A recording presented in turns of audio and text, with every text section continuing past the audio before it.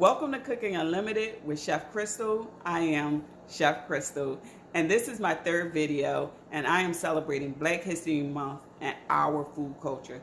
Now, if you didn't see my first two videos, the celebration of chicken and the first Black-owned restaurant, I will post the links down below so you can check them out.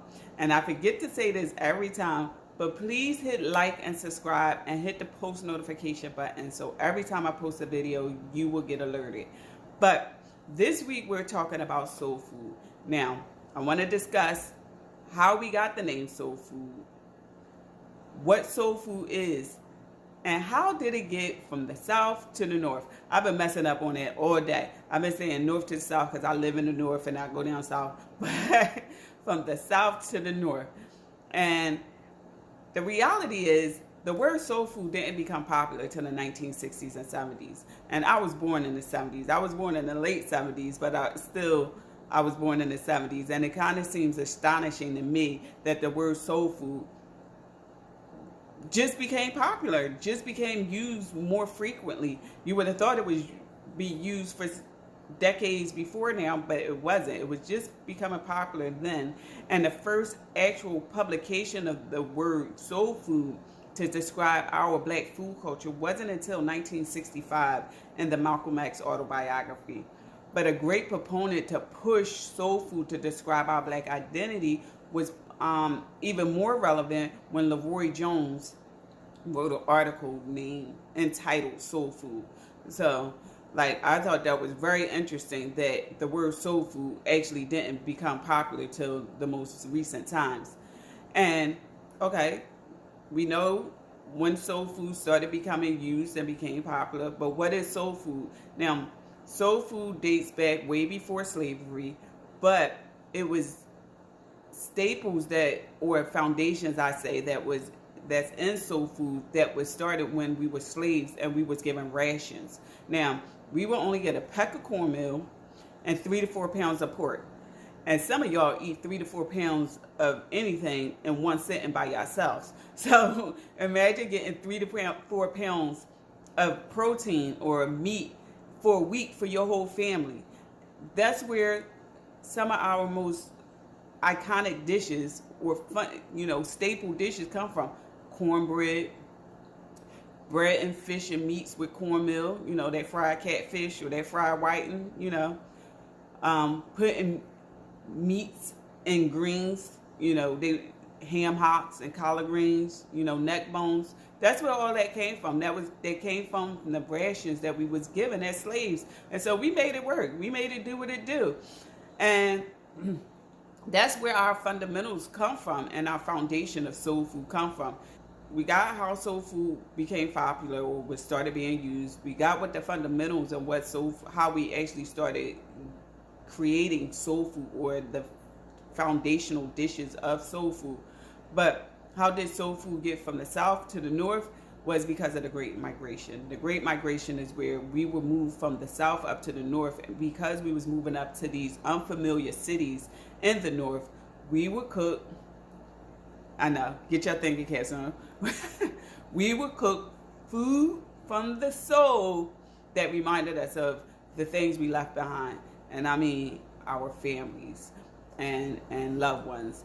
And so that's where we got the word soul food. That's where the word soul food came from. Now, I'm going to make this clear. That wasn't the only proponent in migrating food from the south to the north. Washington, D.C. had a lot to do with that migration as well. Presidents, yes, presidents. Presidents would fire their all-French cooking staff and hire Black men and women to cook in their kitchens because what? They had a Creole background. And that's what they wanted in their kitchens. And one of the most famous relationships is Lyndon B. Johnson and Zepharia Wright. Now, Lyndon B. Johnson would travel with Zepharia down south, and he would actually see the mistreatment of her and the segregation that she had to deal with. And this motivated him even more to get civil rights laws passed, which a lot of the civil rights laws that was passed, Zepharia was there for the signing of them. And then Franklin D. Roosevelt had a black woman as a cook, and that helped him get elected because black people found him more relatable. And this goes all the way back to the first president, even before Washington, D.C. was Washington, D.C. The president used to live in Philadelphia. So this was a great part of who we are and describe our culture. And I just want to take a moment and look at the actual word soul food, because if you look at other cultures, their race usually describe their food. And what I mean by that is Italians have Italian food. Germans have German food. But blacks and African Americans don't have black food or African American food. They have what we call soul food. Food we cook from the soul. And I think that's a great thing to celebrate. I think that's a great thing to embrace. And I'm just loving every part of it. So I hope you got something from that. But you know what we going to do next? We going to cook. And what we going to cook? We going to cook some soul food. So we going to cook some fried fish, some cornbread, cabbage, and dirty rice. So stay with me and let's get to cooking. Hey, welcome back. So I don't have my regular cameraman here with me today, but we're going to get cooking anyway. So what I have is whiting fish. And what I did was I made a buttermilk mixture. I had buttermilk and hot sauce. So I'm going to marinate my fish in buttermilk and hot sauce. And while that's marinating, then I'm going to start on the rest of the food that we're going to cook. I'm going to start on the cornbread, then the dirty rice, and then the cabbage, and then I'm going to go back to frying the fish. So I'm going to put my fish in that buttermilk and hot sauce mixture. I'm going to refrigerate it, and then I'm going to come right back and start working on that cornbread.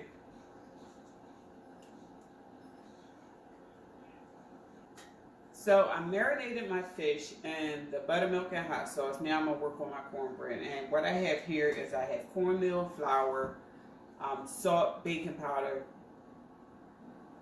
sugar, and I'm going to add to this my milk.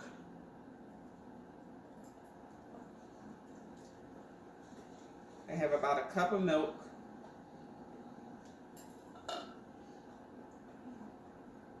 Three eggs. I'm making a lot of cornbread. And I'm going to add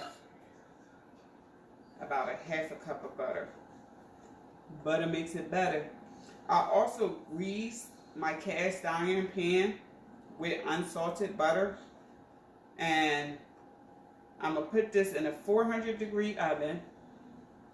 And I'm going to bake it for about 25-30 minutes. So I mix all the ingredients in, and it's well incorporated. I have my cast iron pan lightly buttered, and what I'm going to do is I'm going to actually put my cornbread into my cast iron pan and put it in the oven and bake it at 400 degrees. I did butter it, so we're going to take all that goodness, put it right in our cast iron. You can use the oven safe skillet. Doesn't have to be cast iron. I just have one, so you know, use it. I'm gonna spread that out nice and even, and in the oven we go. Let me get all that. Don't waste none of that. Get it all in there. Here we go, oven.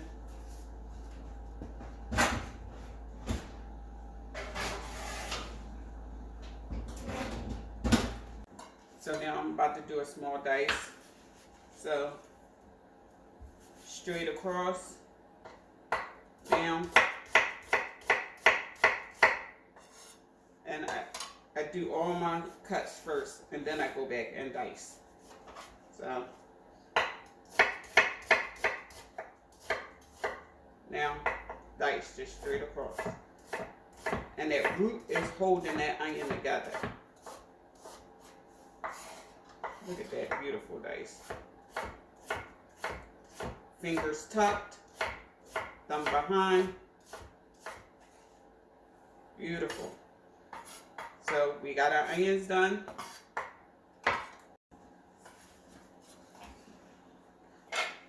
So onions go in our bowl.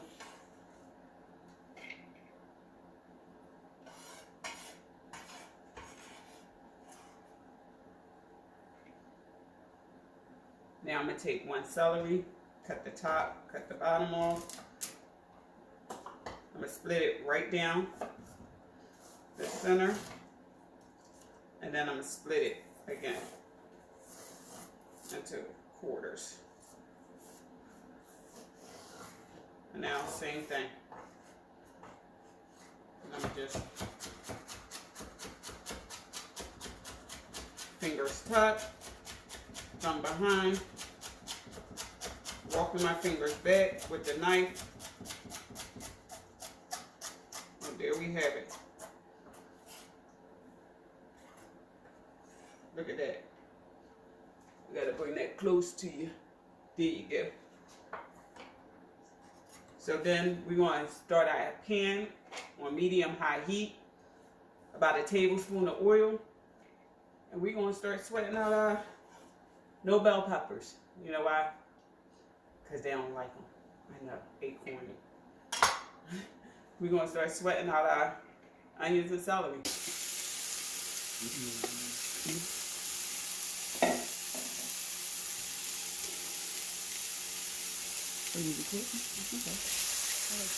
So we're sweating out our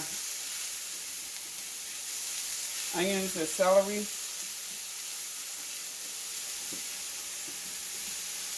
We're going to add our ground beef to this.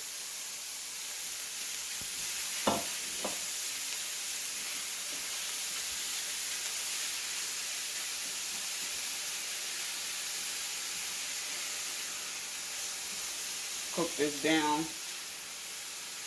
We're going to season this up. A little salt. A little pepper.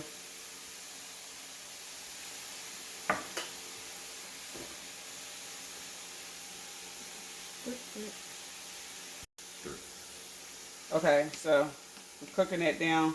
We got some dried chilies, our spices, garlic, smoked paprika, onion powder, and now we're going to add our rice.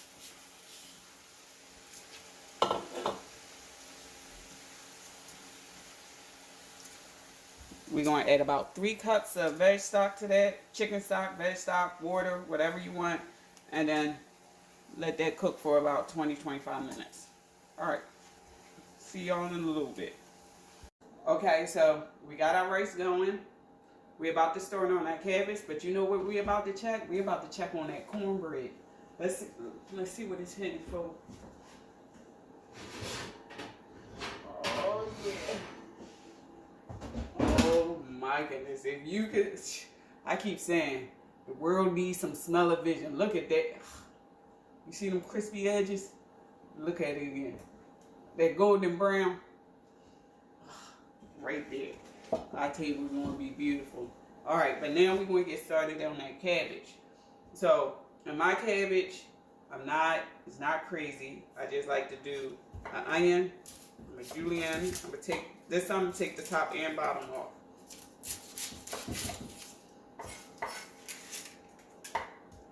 Split it down the middle. Get rid of our excess trash.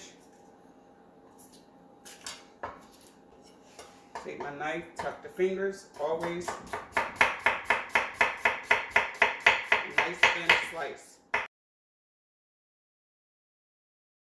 So, onions, julienne. Now we're going to take our head of cabbage and do the same thing.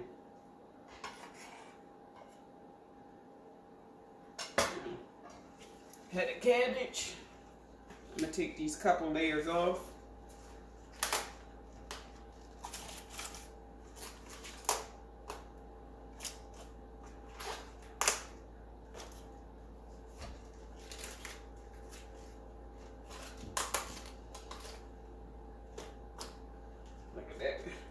beautiful head.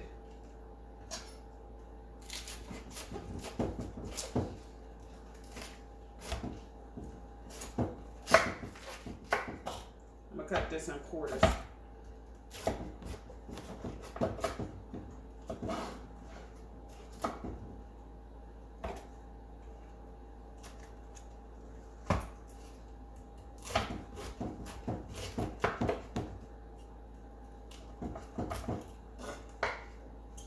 Now I'm going to take the core out.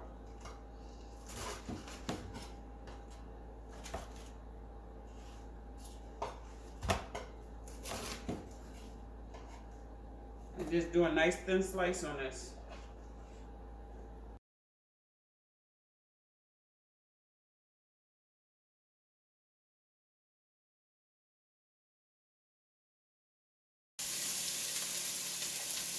So I'm dropping my onions in, starting on medium-high heat.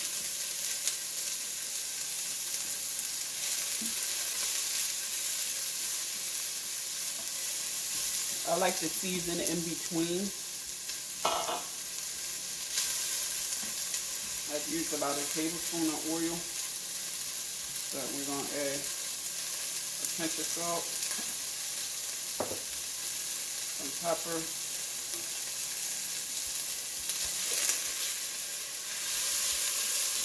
start to get some color on it.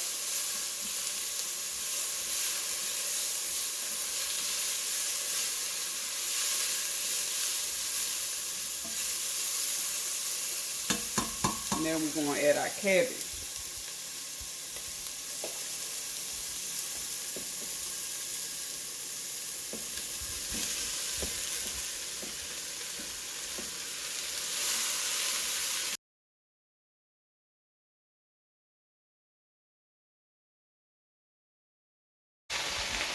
I'm going to add about a cup of chicken stock.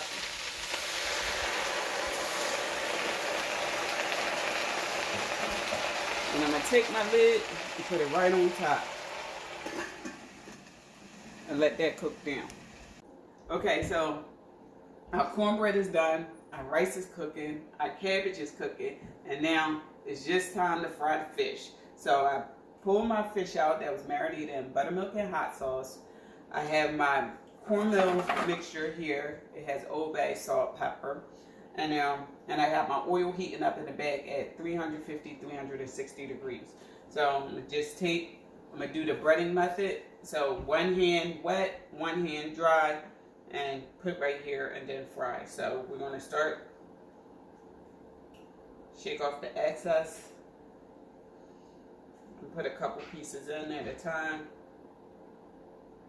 And then I'm going to fast forward through this part though.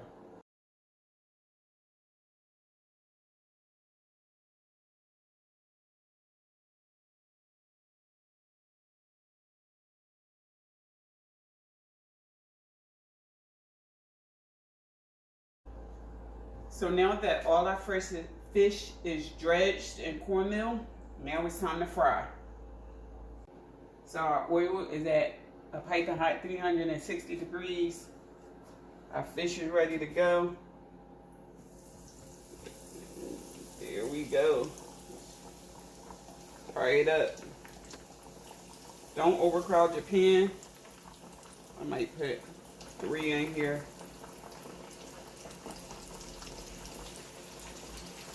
And let me show you where we at.